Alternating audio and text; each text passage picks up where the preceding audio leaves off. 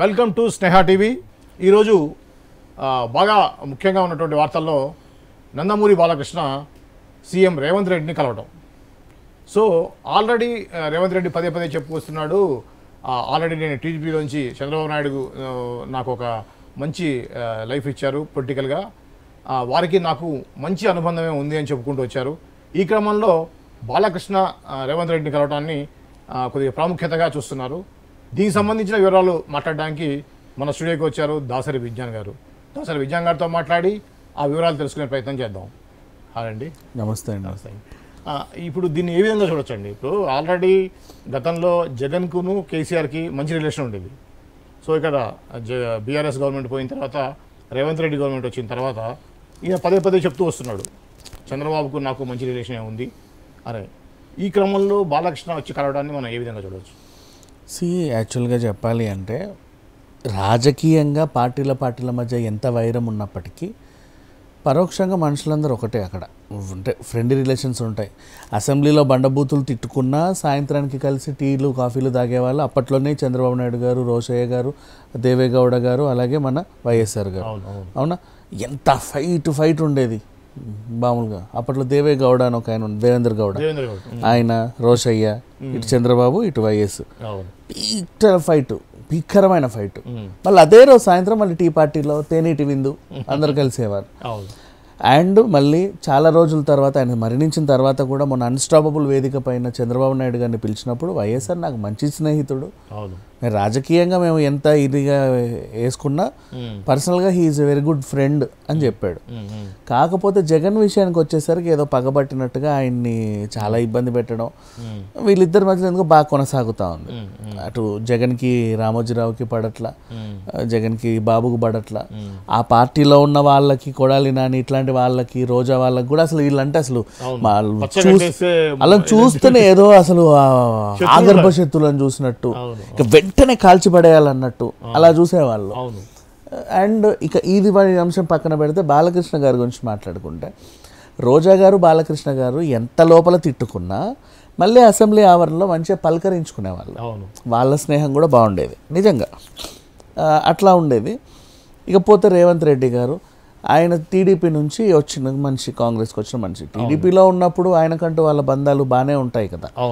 Party మారినంత మాత్రాన ఇప్పుడు ప్రతిపక్షంలో ఉన్న పార్టీ అయితే ఏదన్నా ఉంటే వాళ్ళు పరస్పరం వాదోపవాదాలు చేసుకుంటారు. కానీ ప్రజెంట్ ఇక్కడ టీడీపీ ప్రతిపక్షంలో అయితే లేదు. ఆయన కాంగ్రెస్లోనికి నాయకత్వం వహిస్తున్నాడు. అండ్ కాంగ్రెస్లో చేరినప్పటి నుంచి కూడా ఆయన ఓటుకు నోటు కేసు దగ్గర నుంచి మొదలుకొని ఇప్పటి వరకు కేసీఆర్ ఎన్ని విధాలుగా ఇబ్బంది పెట్టాడో అంతకంత శక్తిగా ఎదుగుతా వచ్చాడు. అంటే ఆ కసితో ఎదిగాడు ఆయన, కసితో సీఎం అయ్యాడు. బాగా తొక్కి పెట్టి మనిషిని అంటే బాగా బంధించి జైల్లో వేసి చాలా హింస పెట్టాడు. అండ్ నెక్స్ట్ అలాగే ఇక్కడ షర్మిల వచ్చినప్పుడు కూడా చాలా ఇబ్బంది పెట్టారు ఆమెని. అమ్మో కొత్త పార్టీ వచ్చింది, ఎక్కడ మన మనుగడ ఏమైపోతుందో. ఫస్ట్ స్టార్టింగ్ 5 సీట్లు గెలుస్తారు, మళ్ళీ నెక్స్ట్ ఎలక్షన్లో అది కాస్త 30-40 అవుతాయి. ప్రధాన ప్రతిపక్షంకి వస్తారు, ఏదో ఒక రోజు రాజ్యం వెళ్తారు. ఎందుకు వచ్చిన గొడవ? అసలు ఈ పార్టీ స్టార్టింగ్లోనే ఉంటే వీళ్ళని తీసేయచ్చు కదా అని ఆమె ఇంట్లోకి వెళ్ళి బయటికి వస్తే చాలు లోపల దోసేవాళ్ళు, రోడ్డు ఎక్కితే కార్ని ఈడ్చుకొని పోయేవాళ్ళు. ఇక కేఏ పాల్ని పూర్తి కమిడియన్ చేసేసారు. ఆయన దగ్గర డబ్బులు బాగున్నాయి, క్రిస్టియన్ ఓట్లు కొద్ది గొప్ప ప్రభావితం చేసే ఓట్లే అవి కూడా. అప్పట్లో వైఎస్ఆర్ గెలవడానికి కూడా క్రిస్టియన్ ఓట్లు చాలా ఉపయోగపడ్డాయి. అవునా, అలాంటి టైంలో కేఏ పాల్ వచ్చాడు అనుకో, బాగా డబ్బులు ఉన్నాయి ఆయన దగ్గర. అసలు నేను ఏం చేయాలి, పార్టీ పెట్టకుండా ఆయన కమిడియన్ని చేసేసారు. నిజంగా కేఏ పాల్ శక్తివంతమైన వ్యక్తే, చాలా దేశాధినేతల్ని కలిశాడు. మన దగ్గర ఎందుకు కమిడియన్ అయ్యాడు, వీళ్ళు చేశారు. ఇలా రకరకాలుగా చేసేసరికి ఒక టైప్ ఆఫ్ ఇబ్బందికరమైన వాతావరణం ఇక్కడ ఉంది. సో రేవంత్ రెడ్డి అనే ఆయన బాలకృష్ణని ఎందుకు కలిశాడు అనే టాపిక్ మాట్లాడుకుంటే, వాళ్ళు ఒక పార్టీలో ఉన్నప్పుడు ఫ్రెండ్స్, ఓకేనా. ఇప్పుడు వీళ్ళతో పోరాడుతున్నారు, ఆయనతో పోరాడుతున్నారు. సీఎం అయినప్పుడు శుభాకాంక్షలు తెలుపుతారు. ఇప్పుడు అమరావతి ఓపెన్ అయినప్పుడు కూడా కేసీఆర్ ఒక ఇటుక పట్టుకొని వెళ్ళాడు చంద్రబాబు నాయుడు గారు ఉన్నప్పుడు. అంటే ఆ చిన్న రిలేషన్ అనేది ఒకటి ఉంటుంది మనిషికి, ఎంత కాదనుకున్నా కూడా. ఒక చిన్న రిలేషన్ ఉండబట్టే బన్నీ ఆ ఫ్రెండ్ కోసం వెళ్ళి చేతులూపు వచ్చాడు. ఒక చిన్న రిలేషన్షిప్ ఉండబట్టే ఉంటాయి. ఆ చిన్న రిలేషన్షిప్ ఉండబట్టే ఎన్టీఆర్ కొడాలి నానిని పెళ్ళిళ్ళకి ఆహ్వానిస్తాడు. ఒక చిన్న రిలేషన్షిప్ వాళ్ళ నేను వంశీని కూడా ఆహ్వానిస్తాడు. ఏ మూలకు కాస్త మనిషి కంటే మనిషి మరీ అంత శత్రువులేం కాదు, రాజకీయ ప్రకారంగానే వాళ్ళు ఒక అంశం మీద మాట్లాడి ఇద్దరు డిబేట్ పెట్టుకుంటారే తప్పితే నువ్వా నేనా అని. మనిషి వాళ్ళకి అంటే ఒక రిలేషన్షిప్ ఉంటుంది. సో అలా ఇప్పుడు ఈయన కూడా గెలిచినప్పుడు బాలకృష్ణ రాలా, అంటే అప్పుడు ఆయన సినిమా షూటింగ్లో బిజీ ఉన్నాడు, తర్వాత ఎలక్షన్లో బిజీగా ఉన్నాడు. ఇప్పుడు కొంచెం రిలాక్స్ అయిన తర్వాత రేవంత్ రెడ్డి సీఎం అయినప్పుడు వెళ్ళి ఒక బొకే ఇచ్చి జస్ట్ బాగున్నారా అని పలకరించాల్సిన బాధ్యత ఆయనకు ఉంది. ఎందుకంటే మనోడు గెలిచాడు, 4 సంవత్సరాలు మనతో పనిచేసాడు, మనతో పాటు పార్టీలో ఒక చిన్న వ్యక్తిలా తిరిగాడు, ఇప్పుడు పక్క రాష్ట్రానికి సీఎం అయ్యాడు. అంటే అట్లా అండ్ ఆ పార్టీలో చేరడము చాలా గ్రేట్. సీనియర్లు ఉన్న పార్టీ అది, ఒక వాళ్ళకంటూ కొన్ని విధి విధానాలు ఉంటాయి. అలాంటి పార్టీలో ఈయన చొచ్చుకోవడమే గ్రేట్. అంటే దాంట్లో వాళ్ళందరినీ దాటుకొని సీఎం అయ్యాడు, చాలా కష్టపడి అయ్యాడు. సో ఇట్లాంటి మనిషిని ఒకసారి అభినందించకపోతే ఇట్లా మనోడు కదా, ఎంత కాదైనా మనోడు. ఇప్పుడు మీ దగ్గర పనిచేసిన వాళ్ళండి ఎప్పుడో ఉన్న వాళ్ళు ఇప్పుడు ఒక పెద్ద డైరెక్టర్ అయితే ఎప్పుడో తప్పుడు ఒక పూలగొచ్చం పట్టుకొని వెళ్ళాలనిపిస్తుంది, అది కామన్ కదా. అందుకని చెప్పేసి వీళ్ళు కలిశారు. రాజకీయంగా ఏమీ లేదు. దీన్ని చాలామంది ఎలా చిత్రీకరిస్తున్నారంటే అయిపోయింది, టీడీపీ ఉన్ను రేవంత్ రెడ్డి కలిసిపోయారు, రేపటి రోజు చంద్రబాబు నాయుడు రేవంత్ రెడ్డి కలిసి 2 రాష్ట్రాలని ఏకం చేసేస్తాడు, మళ్ళీ కలిపేస్తాడు, ఉమ్మడి ఆంధ్రప్రదేశ్ తెలంగాణ మళ్ళీ కలిపేస్తాడు. అంటే ఇట్లాంటి పిచ్చి వార్తలు. కానీ ఒకటి మాత్రం మనం స్పష్టంగా తెలిసేది ఏంటంటే బీఆర్ఎస్ పార్టీ కాంగ్రెస్ పార్టీకి సంబంధించిన ఏ చిన్న విషయాన్ని కూడా వదలట్లేదు. అవును, ఎక్కడ అవకాశం దొరికితే దాన్ని డ్యామేజ్ చేసేటువంటి క్రియ అనేది రెగ్యులర్ చెబుతా ఉంది. అవును, ఒక పక్కన హరీష్ రావు కానివ్వండి, కేటీఆర్ కానివ్వండి, కేసీఆర్ కానివ్వండి, ఒక చిన్న అంశం దొరికితే దాన్ని పెద్ద ఇష్యూ చేస్తాం. సో ఒకప్పుడు చెల్లింది, ఇప్పుడు వినట్ల ఎవరు. నిన్న కూడా కేటీఆర్ ప్రెస్ మీట్ పెట్టి ఏమన్నాడంటే రేవంత్ రెడ్డి ప్రభుత్వం రాగానే 30,000 పైచీలకు ఉద్యోగాలు ఇచ్చాడు. యాక్చువల్గా అది ఎలా జరిగింది అంటే దాని నోటిఫికేషన్ 2022లో రిలీజ్ అయ్యాయండి, ఎగ్జామ్లు 2023 ఆ బార్డర్లో వచ్చాయి, తర్వాత ఎన్నికల కూడా మళ్ళీ అయింది, నెక్స్ట్ గెలిచారు, తర్వాత రిజల్ట్స్ వచ్చాయి, వాళ్ళకు ఉద్యోగాలు వచ్చాయి. మొత్తం ఏం చేస్తారు మీరు మీ పేరు చెప్పుకుంటున్నారు అనేది కదా.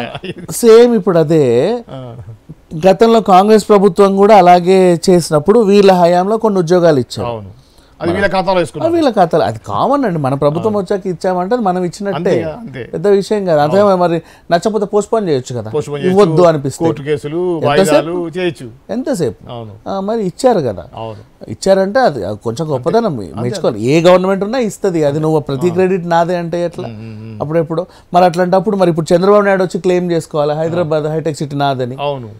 పునాదులు ఒకరు వేస్తారు, డెవలప్మెంట్ ఇంకో ప్రభుత్వంలో అవుతుంది, అది రెగ్యులర్ ప్రాసెస్ లో భాగంగా డెవలప్మెంట్ అవుతా ఉంటుంది. దాన్ని మనం ఏమన్నా. ఇప్పుడు ఇంకోటి మంచి కారిడార్స్ అండి, నేషనల్ కారిడార్స్. నాగ్పూర్ నుంచి విజయవాడ వైపు ఒక మంచి రోడ్డు పడింది మనకి. మొన్న కేసీఆర్ చెప్పినట్టు మనకి పవర్ వేరే రాష్ట్రం నుంచి పవర్ తీసుకోవాలంటే మనం ఆ పవర్ గ్రిడ్ పరిసరాలకు రావాలి.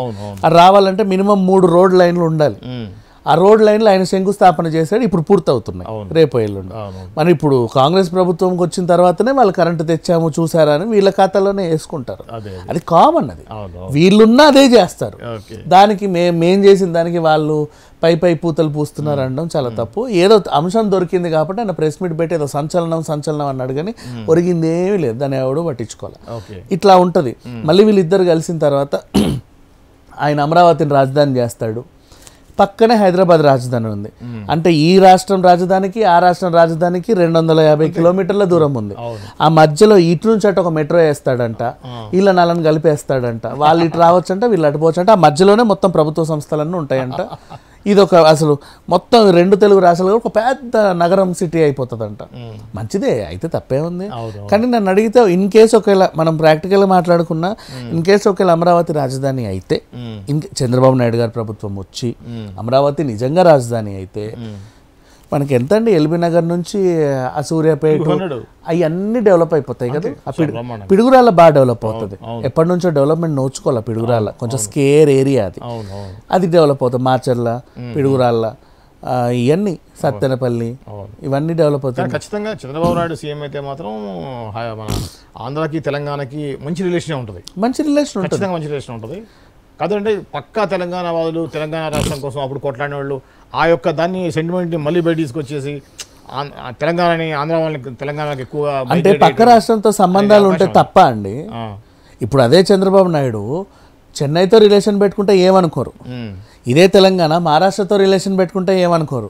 ఇప్పుడు నాగ్పూర్ను ఆ రోడ్డు అయితే మహారాష్ట్రకి మనకి మంచి రవాణా అవుతుంది. ఆ పక్కలతో కూడా పెట్టుకుంటే రెండు తెలుగు రాష్ట్రాలు కలిస్తే మనం కలిస్తే మాత్రం ఎందుకు ఇలా అనిపిస్తుంది మరి అంత ఈ రాష్ట్రం యొక్క హక్కుల్ని భంగం కలిగించే విధంగా ఏమైనా ఉంటుందేమో అని.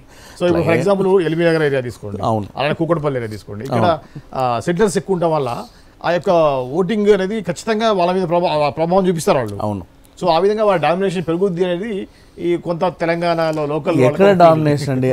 మొన్న ఎలక్షన్ అయితే నగరం అంతా ఖాళీ అయిపోయింది. అవును, అక్కడ ఉండదు ఇక్కడ ఉండదు, ఓట్లు ఉన్నాయి, వెళ్ళారు వస్తున్నారు, కొంతమందికి ఉన్నాయి, అక్కడ ఉన్నాయి, ఇక్కడ ఉన్నాయి. ఎందుకు మరి ఎలక్షన్ కమిషన్ దాని విషయంలో సీరియస్ తీసుకోవట్లేదు? తీసుకోవాలి, ఆధార్తో లింక్ చేసి ఎవరికైతే డబుల్ 2 చోట్ల ఉంటుందో అది తీసేసి అయిపోతుంది కదా, హ్యాపీగా తీయొచ్చండి. ఇంకా యాక్చువల్గా అన్నీ మారుతున్నాయి కానీ ఒక ఓటర్ ఐడియా మారట్లా. ఏదో పిచ్చి పేపర్ ఇచ్చేసి కవర్లో పెట్టి మన మోహన కొడుతున్నారు కానీ వేలు ముద్రల సాక్షి ఆధార్ ఎలా అయితే కన్ను ముక్కు మూతి అన్నిట్లో తీసారో అంత స్ట్రిక్ట్గా మనిషి ఓటు వేయడానికి వస్తే నిజంగా బంగారం లాగా ఒరిజినల్ ఓట్లే పడతాయి. కానీ ఇప్పుడు ఆ సిస్టమ్ లేదు. ఇప్పుడు ఆస్ట్రేలియా కంట్రీస్ లో ఓటు కంపల్సరీ చేస్తారు. అవును, ఓటు లింకప్ అయి ఉంటుంది, ఓటు జరిమానా ఉంటుంది, అందుకే 98% ఓటింగ్ చెప్తుంది అవుతుంది. అవును, 100%. వాడు వేయలేదంటే తెలిసిపోతుంది సిస్టమ్ లో. ఖచ్చితంగా మెడికల్ సర్టిఫికేట్ పెట్టి నేను హాస్పిటలైజ్ అయినా ఐసీలో ఉన్న ఓటు రీజన్ చెప్తే తప్పలేదు. వాళ్ళకి ఫైన్ పడుతుంది, డ్రైవింగ్ లైసెన్స్ క్యాన్సిల్ అవుతుంది, ఇలాంటి చాలా శిక్షలు. అసలు ఇంకా పౌరసత్వం కూడా క్యాన్సిల్ చేస్తారు కొన్ని ఈ వరకు కూడా వెళ్తాయి. మన వరకు మాత్రం అదేంటో అసలు చాలా సింపుల్ గా అయిపోతుంది. ఓటర్ ఐడి కార్డు ఒక్కొక్కటి 10 ఓట్లు వచ్చేస్తాయి. అట్లా వస్తాయి. అందులో ఒకే హౌస్ నెంబర్ 110 మందికి ఉందంట. ఒకే హౌస్ నెంబర్ మీద చిన్న హౌస్ లో 110 ఓట్లు ఉన్నాయి. అవును. ఇప్పుడు మనకు ఉన్న ప్రాబ్లం ఏంటంటే ఇప్పుడు తెలంగాణలో ఇన్ కేసు వీళ్ళు గెలిస్తే నిజంగా తెలంగాణలో వీళ్ళు ప్రభావితం చేసే అవకాశం ఉంది. వై బికాస్ వీళ్ళకి ఇక్కడ ఉన్నాయి ఓట్లు, అక్కడ ఉన్నాయి ఓట్లు. అవును, మన నగరం ఖాళీ అయిందంటే ఎంతమంది ఉన్నారు? అక్కడికి వెళ్ళి ఓటేడగాడు వెళ్ళారండి, ఇక్కడ ఏకూడదు వాళ్ళు ఏకూడదు. కానీ వాళ్ళకి ఇక్కడ కూడా పలానా అరుణోదయ అపార్ట్మెంట్ 101 ప్రకాష్ రావు ఓటు ఫ్యామిలీ 4 ఓట్లు అని ఉంటాయి ఇక్కడ కూడా. అవును, అక్కడేమో వాళ్ళ అమ్మ పేరు మీద వాళ్ళ కొడుకు కూతురు అక్కడ ఓట్లు ఉంటాయి. ఈ 2 ఓట్లు భలే వేస్తున్నారు. అంటే 2 రాష్ట్రాలని ఇచ్చేసేలా. కానీ ఒకసారి విడిపోయింది, మళ్ళీ కలిసే అవకాశం అయితే లేదు. వీళ్ళు అనుకున్నంత మాత్రం ఈజీగా కలవదు. కాకపోతే ఈ ఫ్రెండ్లీ రిలేషన్ అనేది మాత్రం చాలా ఇంపార్టెంట్ ఉండాలి. ఉంటేనే రేపు నీళ్ళకి కొట్లాడుకోము, కరెంటుకు కొట్లాడుకోము, ఏదన్నా ఈ రాష్ట్రానికి చిన్న విపత్తు వస్తే వాళ్ళు సహాయం చేస్తారు, వాళ్ళకి చిన్న విపత్తు వస్తే వీళ్ళు సహాయం చేస్తారు. ఈ రిలేషన్షిప్ అనేది ఉండాలి. సో ఇప్పుడు రేవంత్ రెడ్డి అండ్ బాలకృష్ణ కలవడం అనేది మనం చాలా అందంగా చూడాలి. ఒక క్యూట్ అంటే ఐ మీన్ మీటింగ్ అది అంతే. దాన్ని మళ్ళీ రాజకీయంగా తీసుకొచ్చి ఇంకేదో చేసి విమర్శించడం చాలా తప్పు. అంటే మరి అంత నీచానికి దిగజారకూడదు అనేది నా అభిప్రాయం. అంటే గతంలో బీఆర్ఎస్ గవర్నమెంట్ వైఎస్ఆర్సీపీ 2 ప్రభుత్వాలు కూడా ఒకటయ్యి, నాయకులు ఒకటయ్యి, ఇద్దరు కలిసి కబ్జాలు, ఇద్దరు కలిసి అక్రమాలు చేశారనేటువంటిది ఆల్రెడీ విమర్శ నడుస్తూ ఉంది. సో ఎందుకంటే ఎలక్షన్స్ టైంలో నాగార్జునసాగర్ కూడా బారికేడ్లు పెట్టేసి వైఎస్ఆర్సీపీ చేసిన విషయాన్ని మనం చూసాం. సో అదేవిధంగా ఇప్పుడు ఏదైతే ఆల్రెడీ ఒక మంచి రిలేషన్లో ఉన్నటువంటి రేవంత్ రెడ్డి, చంద్రబాబు నాయుడు ఇద్దరు 2 రాష్ట్రాలకు సీఎం అయినప్పుడు అదేవిధంగా మళ్ళీ దోచుకోవడం స్టార్ట్ అవుతుంది అనేది బీఆర్ఎస్ చేసే విమర్శ. ఎందుకంటే 1 సెకండ్, బాలయ్యకి హిందూపూర్లో ఆయన ఎమ్మెల్యే అయినప్పటికీ ఆయన కొంప ఇక్కడే ఉంది. అవును, రోడ్డు మీద. అవును, ఆయన హాస్పిటల్ ఇక్కడే ఉంది, ఆయన బిజినెస్లన్నీ, ఆయన స్టూడియోలు ఇన్నే ఉన్నాయి, ఆయన సినిమాలు కూడా ఇక్కడే చేస్తున్నాడు. ఆయన సినిమాలకు సంబంధించిన ట్యాక్స్ కూడా తెలంగాణ ప్రభుత్వానికే ఇస్తున్నాడు, ఆంధ్ర ప్రభుత్వానికి ఇవ్వట్ల సినిమా ట్యాక్స్ రావు కూడా, ఎందుకంటే మన అన్ని ఇక్కడే ఉన్నాయి. కాబట్టి ఒక బిజినెస్ మ్యాన్ గా చూస్తే బాలయ్య కలవడంలో తప్పు ఉందా? మరి అట్లా ఏం లేదు, కలవచ్చండి, ఎవరెవరినైనా కలవచ్చు. అంతే. ఇప్పుడు మొన్న తిట్టుకున్నా సరే, ఇప్పుడు 1 సెకండ్, షర్మిల ఉన్ను జగన్ కూడా ఒకసారి కలిసి పూలకొచ్చం ఇచ్చుకోవచ్చు ఎవరైనా గెలిస్తే, తప్పే ఉంది. ఆ విషయంలో ఏం లేదు, ఫ్రెండ్లీ రిలేషన్ ఉండాలి. లోపల మీకు ఇప్పుడు రాజకీయంగా పార్టీల పరంగా మీకు కొంచెం వైరం ఉందే తప్పే మనిషి మీరందరూ స్నేహితులే, అదొకటి గుర్తు పెట్టుకుంటే మంచిది. కానీ టీఆర్ఎస్ వాళ్ళు బీఆర్ఎస్ వాళ్ళు అట్లా కాదు, శత్రు అంటే వస్తే తల నరికేయాలి అంతే, ఆ రేంజ్ లో వీళ్ళు ఉంటారు. అదేంటో మరి మీరు జనాలు కూడా అలాగే రెచ్చగొడతా ఉంటారు. ప్రతిపక్షంలో కూర్చోడానికి ఇంకా అలవాటు పడలేనండి, తెలియదు వీళ్ళకి ప్రతిపక్షం అంటే కూడా తెలియదు, అంత కామన్ సెన్స్ కూడా లేదు. సీరియస్లీ 6 నెలలు దిగిపోద్ది, అలా చేస్తాడు ఇలా చేస్తాడు, ఈయన పోయి బీజేపీలో కలుస్తాడు, అట్లా అవుతుంది, మీరు మీరంతా సర్వనాశనం అయిపోతారు ఇవే చెప్తుంటారే కానీ డెవలప్మెంట్ కోసం ఏం చేయొచ్చు అనేది ఒకటి చెప్పడం మనకు తెలిసి వస్తాయిగా చెప్పడానికి. అదే ఓకే రైట్ అండి. ఇది అండి సీఎం రేవంత్ రెడ్డి గారిని నందమూరి బాలకృష్ణ కలిసినటువంటి సన్నివేశం. దానికి సంబంధించిన వివరాలు దాసరి విజయన్ గారు తెలియజేశారు కదా. మరో టాపిక్తో మళ్ళీ కలుద్దాం. అంతవరకు చూస్తూనే ఉండండి స్నేహ టీవీ.